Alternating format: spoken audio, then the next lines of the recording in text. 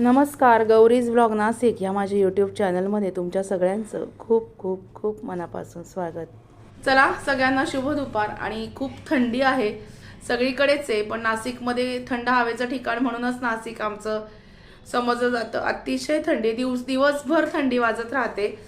तर आजची जी रेसिपी मी तुमच्याबरोबर घेणार आहे ती म्हणजे आचारी पद्धतीने, म्हणजे आचारी लोक जसं कांद्या बटाट्याचा रस्सा घरी कार्यक्रमामध्ये किंवा आपल्या घरी काही कार्यक्रम असेल, आपण कोणी आचारी बोलवलं तर करतात, त्या पद्धतीने आचारी स्टाईलने कांदा बटाट्याचा रस्सा कसा करायचा अगदी सोप्या पद्धतीने तुमच्याबरोबर शेअर करते। चला बघूया। आणि आता रेग्युलर व्हिडिओ येत आहेत, असेच व्हिडिओ छान छान बघत राहा। चला, कसा करायचा ते बघूया। ही भाजी भंडाऱ्यामध्ये पण असते, पण भंडाऱ्यामध्ये कांदा शक्यतो काही ठिकाणी वापरत नाही, पण कार्यालयामध्ये किंवा घरी काही कार्यक्रम असेल तर आचारी स्टाईलनी कांदा बटाट्याची रस्सा भाजी कशी करायची अगदी डिक्टो तशीच ती तुम्हाला मी आज सांगते। चला बघूया। साधारणतः तेलातल्या 2 पळ्या तेल याच्यामध्ये मी घातलेलं आहे कुकरमध्ये। आणि आता आपण फोडणी करून घेऊया। पहिले मी मोहरी टाकली। मोहरी चांगली तडतडली। आता आपण हिंग घालूया। हिंग घातला मी। थोडीशी हळद, नंतर याच्यामध्ये थोडासा टाकणार आहोत कढीपत्ता। छान हिरवागार असा कढीपत्ता आमच्या झाडाचा निघालाय कढीपत्ता। आणि मग कांदा चिरून घेतला होता बारीक। हा बारीक चिरलेला कांदा छान मस्तपैकी सोनेरी रंगावरती परतून घ्यायचा आहे।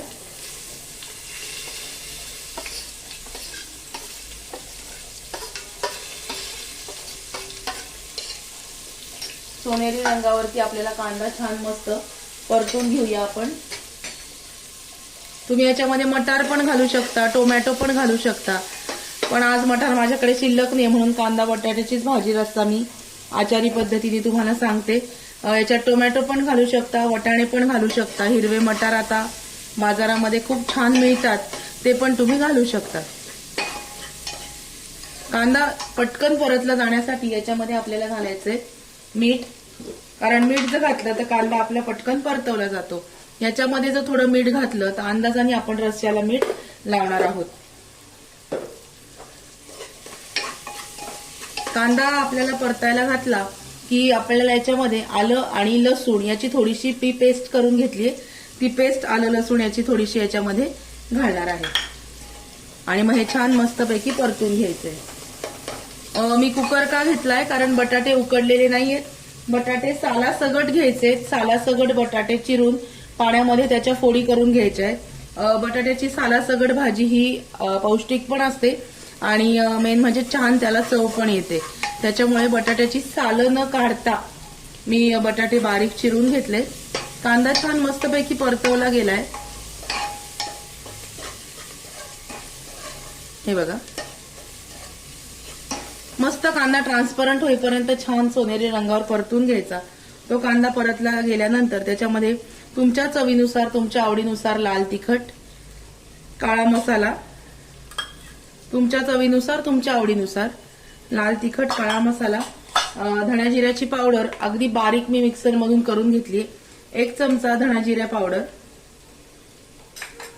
एवढं घालून हे सगळं कांद्यामध्येच घालायचं। कांदा जेव्हा आपण परतवतो तेव्हाच हे सगळं मिश्रण याच्यामध्ये घालायचं। काळा मसाला, लाल तिखट, धणा जिरा पावडर आणि आलं लसूण पेस्ट हे घातल्यानंतर आता हे जे बटाटे आहेत हे बटाटे आपण याच्यामध्ये घालून घेऊया। बटाट्यामधलं पाणी सगळं काढून घेतलं आणि हे बटाट्याच्या फोडी मी याच्यामध्ये घातल्या। आता हे छान मस्तपैकी हलवून घ्यायचं।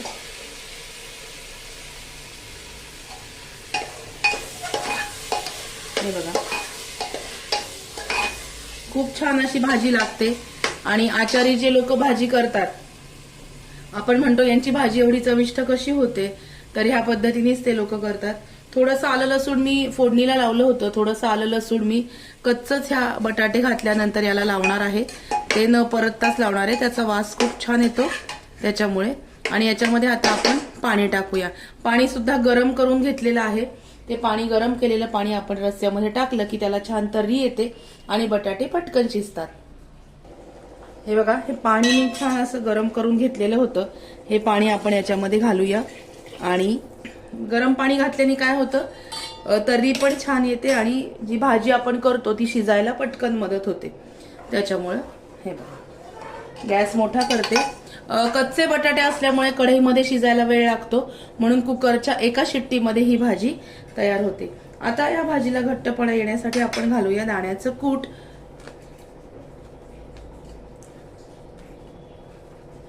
तुम्हाला कितपत घट्ट भाजी आवडते तेवढं दाण्याचं कूट तुम्ही याच्यामध्ये घालू शकता. मीडियम कन्सिस्टन्सीचा रस्सा खूप छान लागतो, कारण खूप जर दाण्याचं कूट घातलं तर काही काही लोकांना त्यांनी पित्ताचा त्रास होतो, ऍसिडिटी होते. त्याच्यामुळे मीडियम कन्सिस्टन्सीचा जो रस्सा असतो तो छान लागतो. खूप काही जास्त दाण्याचं कूट घातलं तर नंतरून काही वेळेस काही लोकांना त्याची ऍसिडिटी होते किंवा जळजळतं. आता हे मी कूट याच्यामध्ये घातलेलं आहे. थोडंसं मीठ आपण फोडणीमध्ये कांद्याला लावलं होतं, आता थोडंसं मीठ आपण वरतून घालूया.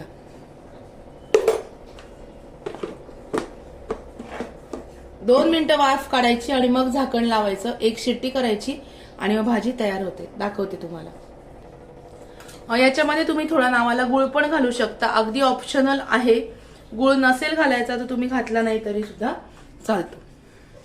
हे बघा, आणि कोथिंबीर कधी पण भाजी शिजल्यानंतर आपण जेव्हा वाढायला घेतो भाजी पानामध्ये, त्याच्या आधी कोथिंबीर बारीक चिरून भाजीवर घालायची. जर कोथिंबीर घालून तुम्ही शिट्ट्या केल्या तर ती कोथिंबीर काळी पडते, म्हणून कोथिंबीरीचा रंग हिरवागार राहण्यासाठी सगळ्यात शेवटी भाजी शिजल्यानंतर कोथिंबीर घालायची. एवढी टीप लक्षात ठेवा. आता मी याला झाकण लावते आणि एक शिट्टी झाल्यानंतर आपली भाजी तयार होईल. अशी इन्स्टंट आचारी स्टाईलची भाजी आज तुम्हाला दाखवली. आता ती कशी होते ते सुद्धा दाखवते, बोलते तुमच्याशी एक शिट्टी झाल्यानंतर. बघा, कुकरचं झाकण म्हणजे शिट्टी पूर्ण भाजी दबलेली आहे, वाफ दबली आहे. आता आपण झाकण उघडूया. हे बघा, सुंदर अशी भाजी तयार झाली. आणि आता ही भाजी अशी तयार झाल्यानंतर मग हिरवीगार कोथिंबीर आपण याच्यामध्ये घालायची आणि भाजी छान हलवून ठेवून द्यायची. गरम याच्यात कोथिंबीर घालून जर तुम्ही शिट्ट्या केल्या तर त्या भाजीतल्या कोथिंबीरीचा रंग काळसर होतो, हिरवागार रंग राहत नाही. त्याच्यामुळे ही टीप लक्षात असू द्या. हे बघा, अशा पद्धतीने आपली भाजी तयार आहे. कशी वाटली तुम्हाला आजची रेसिपी मला नक्की कळवा. आजची रेसिपी कशी वाटली ते मला नक्की कळवा. व्हिडिओ जर आवडला असेल तर व्हिडिओला लाईक आणि शेअर करायला विसरू नका, सबस्क्राईब करायला विसरू नका. हे बघा, अशा पद्धतीने ही भाजी आपली तयार आहे. सुंदर असा रंग आलेला आहे. अशी भाजी आपण छान केली आचारी पद्धतीने. आणि नक्की करून बघा, ट्राय करून बघा. अशाच नवीन नवीन रेसिपी आता रेग्युलर येत राहतील आपल्या. तर व्हिडिओ आवडला असेल तर परत एकदा सांगते, लाईक करा, शेअर करा आणि सबस्क्राईब करा. भेटूया अशाच नवीन व्हिडिओमध्ये नवीन विषयावर उद्याला. तोपर्यंत स्वतःची काळजी घ्या. Bye bye, take care.